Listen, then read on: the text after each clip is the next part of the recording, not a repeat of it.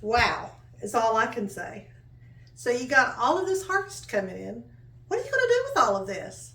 Sure, you can eat it fresh, but even I can only have so many tomato sandwiches before I'm ready for something different. So, one of my very favorite things to do with all of this is to do a cucumber salad. And it's just tomatoes, cucumbers, onion, some spices, and a little dressing. And you marinate it in the refrigerator for a little while.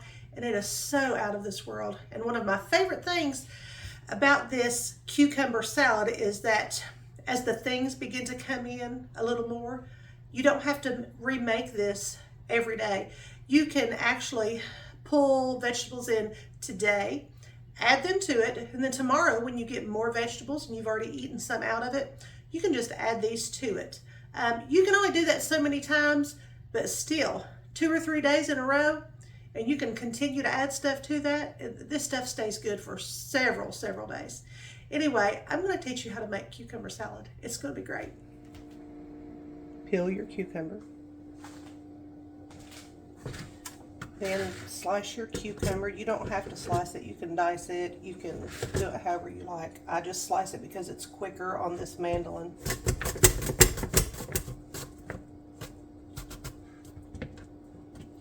There is a tool that comes with this that you are supposed to use that I cannot find, so don't cut your fingers. Get you some fresh tomatoes out of the garden or whatever you have, and you can see I'm going to use different kinds of tomatoes. It does not have to be the same kind. As a matter of fact, the more variety I have, the better I like it. I've already cut one up in here that is it's called a chocolate stripes tomato. So I've already cut that one up and put that one in there. And I'm even going to use some cherry tomatoes.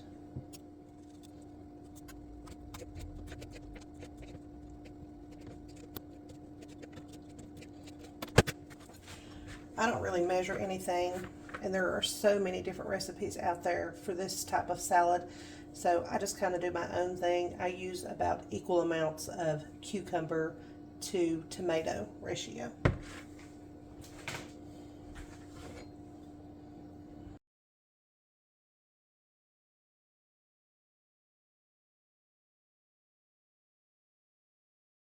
And some onion if you like onion.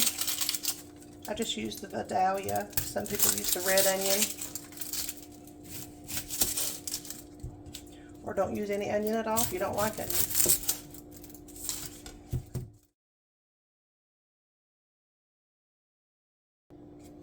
I like to cut mine into big chunks because sometimes I feel like eating onion and sometimes I don't. And if it's a day that I don't, and I don't want to have to eat it because it's in little tiny pieces, so I leave it in large pieces. Like that.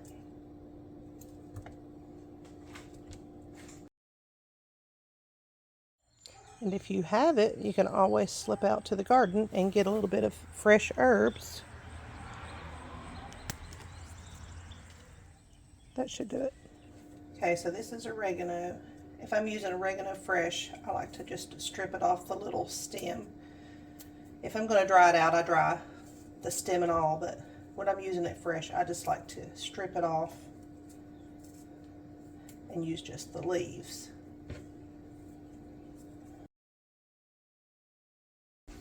Just chop it up a little. You don't have to chop it up real fine.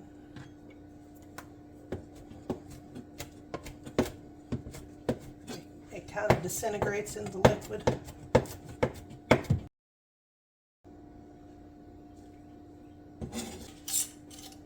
Like I said, there's so many different recipes out there for this particular salad. Some of them use dill, some of them use oregano, and some of them don't use any of the spices at all. But I'm going to use both. I like both of them in there. And this is dill from the garden last year, which is why I didn't grow any this year. It's because I still have some.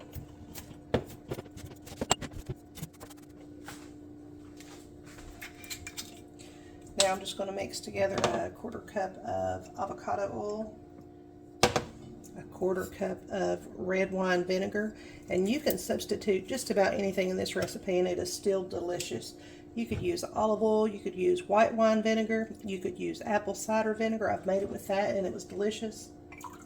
Sometimes I don't even measure it. And sometimes when I measure it, I mess it up. So that's how forgiving this recipe is. It doesn't even matter.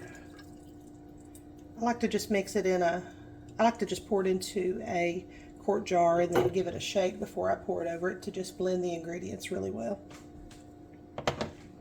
It calls for a 1/4 cup of sugar. I don't like to put quite that much sugar in it. And you can use any kind of sugar you have on hand. I just happen to have just regular white sugar on hand, so that's what I'm going to use.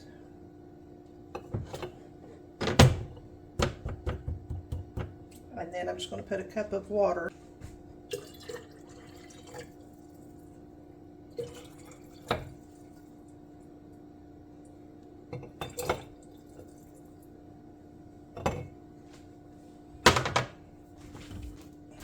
And I do add just a little bit of salt to bring out the flavors of the cucumber.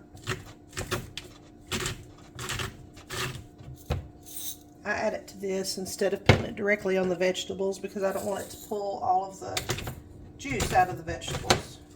And this is just regular black pepper.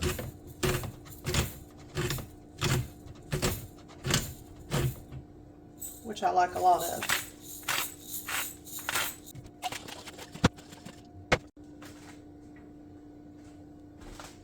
I'm just going to add a little more cucumber to it, and I'm just going to cut this one in bigger chunks. I will tell you something about cucumber. Before you use cucumber in any recipe, it's always smart to just taste of it because you can get a bitter cucumber many times, and you don't want to put a bitter cucumber in your salad. It would ruin the whole salad. So always taste your cucumber before you use it in a recipe. And also, sometimes if you don't cut down on the cucumber far enough, it may taste bitter because sometimes when you're real close to the end, it will taste bitter. So if you take the very first taste and it's bitter, cut down into it just a little bit more and see if that part is bitter. Nope, that's delicious. Last but not least, I almost forgot, lemon juice. So if you have fresh lemon, use 1 lemon.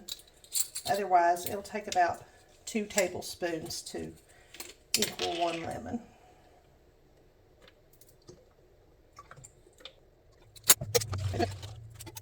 Pour it over.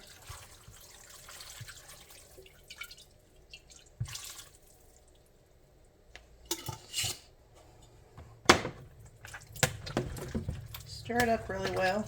This is a marinade, so you will want to let this sit in the refrigerator at least for several hours. But I like to let mine sit in overnight. Today it's not going to make it overnight.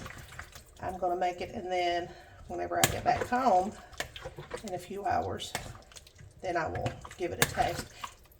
But if you eat it right away, it's just not going to have the flavor that it's supposed to have in the vegetables. It takes a little while for those juices to fuse together.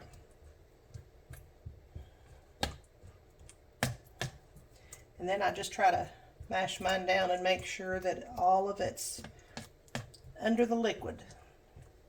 Doesn't that look delicious? Then just pop it in the refrigerator for a few hours and you're good to go.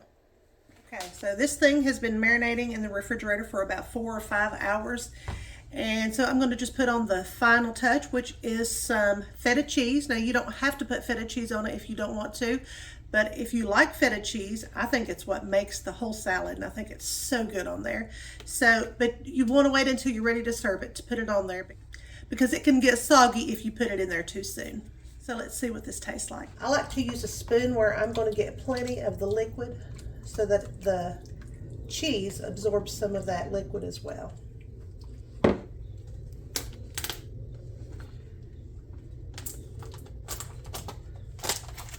Just a little side note, Sam's is the very best place to get feta cheese that I have found, just because of the price. Feta cheese can be kind of expensive. This little tiny bowl was $4 and some odd cents, I think, which I think is extremely expensive for what little bit that you get.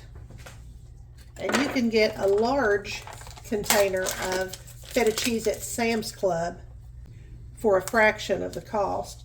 The one at Sam's Club is probably 4 times this. So then I just like to sprinkle the cheese on top. I like the big pieces best.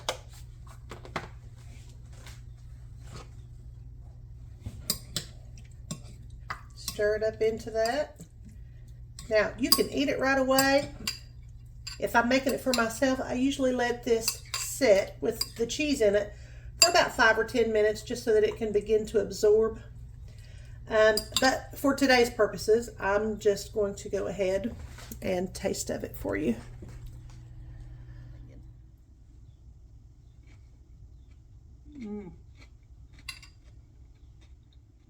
I have not had any of this since last year, y'all, and it is so good, and it is every bit as good as I remember.